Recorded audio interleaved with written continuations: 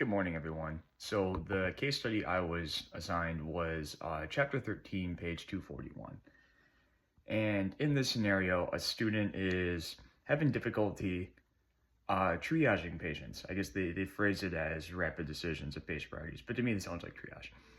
And it sounds like the preceptor caught on to that as well and had the same thinking of, uh, rapid decisions, patient priorities is the big fancy way of saying triage. So why don't we get you into the hospital and have you do some triage shifts, see where that goes.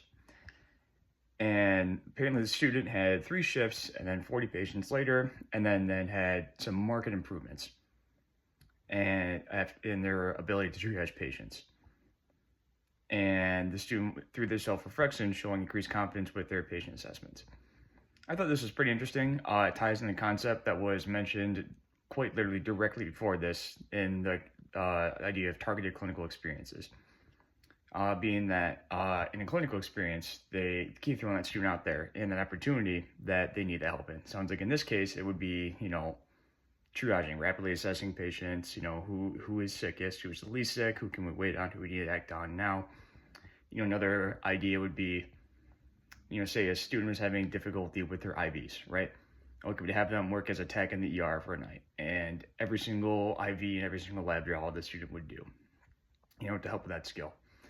The book has other examples found improved beforehand, but what I noticed is interesting about what they did specifically is, these other things are program handbooks, case reviews, looking through blogs, social media, practice tests even, right? They're all things that aren't hands-on. And sometimes, we don't always get that cookie cutter patient, right?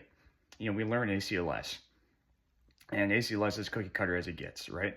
But it's what leads up to these situations that really shows your competency. Is are you able to use that knowledge to navigate to a point where you don't have to be using ACLS?